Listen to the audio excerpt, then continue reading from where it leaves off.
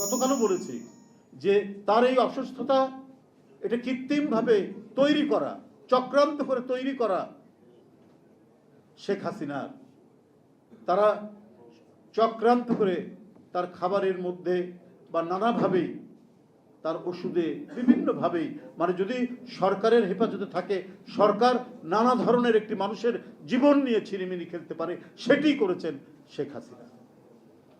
তো সুতরাং হোসেন মোহাম্মদ এরশাদের চরিত্র এবং শেখ হাসিনার চরিত্রের মধ্যে কোনো পার্থক্য নাই বলেই তারা বারবার পরস্পরের বিরুদ্ধে নানা কথা বলার পরেও একটি চূড়ান্ত মুহূর্তে তারা একত্রিত হয়েছেন, হ্যান্ডশেক করেছেন এবং একসাথে মিলে গণতন্ত্রকে ধারালো ছুরি দিয়ে জবাই করেছেন এবং একইভাবে দুর্নীতির স্বর্গরাজ্য পরিণত করেছিলেন সারা বাংলাদেশকে। ব্যাংক লোপাট থেকে শুরু করে মানুষের আর্থিক প্রতিষ্ঠান লুট করা থেকে শুরু করে সমস্ত কিছু করেছেন হোসেন মোহাম্মদ এরশাদ এবং তার চূড়ান্ত বিকাশ এবং এর একটা ভয়াবহ ম্যানিফেস্টেশন আমরা দেখলাম শেখ হাসিনার আমলে। কোনো পার্থক্য নেই বলি। আমরা জনতা টাওয়ারের কথা বলি, এটা ছিল তার স্ত্রীর জনতা টাওয়ার। এই নিয়ে মামলা মোকদ্দমা আমরা পরবর্তী পর্যায়ে আপনারা দেখেছেন। কোনো এদের একনায়কদের তো কোনো আইন লাগে না, একনায়করা কোনো আদালতের তোয়াক্কা করে না, কারণ তাদের হাতে থাকে রাষ্ট্র ক্ষমতা এবং এই অবৈধ রাষ্ট্র ক্ষমতা দিয়ে তারা দেশের আইনকে নিজেদের স্বার্থে কাজে লাগায়। এটা এরশাদও যেমন করেছে, হাসিনাও তেমনি করেছে। আজকে একটি মামলায়, প্লট বরাদ্দের মামলায় তার নাকি 21 বছরের সাজা হয়েছে। বর্তমান অন্তর্বর্তীকালীন সরকার, তার আমলে আইন আদালত, এখানে কোনো হস্তক্ষেপের কারো সুযোগ নেই। রাজনৈতিক দলগুলো তাদের সেখানে যে প্রভাব বিস্তার করার কিছু নেই, সেখানে তার সাজা হয়েছে।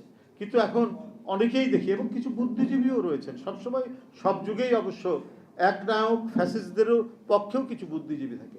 আমাদের দেশেও কিছু বুদ্ধিজীবী এবং কিছু টকশোতেও শুনি যে এখনো তো সেই একই কায়দায় সব কিছু হচ্ছে। এখন কোন কায়দায়, এখন কোন রাজনৈতিক দল ক্ষমতায় আছে? একটু অন্তর্বর্তীকালীন সরকার ক্ষমতায় আছে এবং হাসিনার গড়া আদালত, হাসিনার গড়া ট্রাইব্যুনাল সব কিছু তার, সেখানেই বিচার হচ্ছে। কিন্তু এখানে ইনফ্লুয়েন্স করার যারা ভুক্তভোগী, যারা শেখ হাসিনার ভয়ঙ্কর আঘাতের যারা সম্মুখীন হয়েছি, আমরা বারবার কারাগারে যেতে হয়েছে, রিমান্ডের নামে নির্যাতন করতে হয়েছে। এই যে আমাদের চাইতেও বয়স বেশি সর্বশেষ নজরুল ইসলাম খান, তার মতো মানুষ যার গোটা দেহ আগুনে পুড়ে গিয়েছিল এক সময়, তার এই রকম পরিস্থিতি নিয়ে প্রতি মুহূর্তে যাকে ওষুধ খেতে হয়, তাকে নিয়ে এসেও রিমান্ডের নামে আপনার হাজতের মধ্যে ফেলে রাখল। একজন রাষ্ট্রদূত ছিলেন এবং আন্তর্জাতিক খ্যাতি সম্পন্ন, যিনি একজন শ্রমিক নেতা, আয়োলের বিকল্প সদস্য হিসাবে যিনি কাজ করেছেন এই রিজিয়নে এবং আন্তর্জাতিক পর্যায়ে, তার জন্য একটা কোনো ব্যবস্থা করা হয়নি, একটা ভালো মতো থাকার কোনো ব্যবস্থা করা হয়নি। একবারই চোর ডাকাতরা যেভাবে ফেলে রাখে ওইভাবে আমরা তো আছি, আমাদের তো কোনো কথা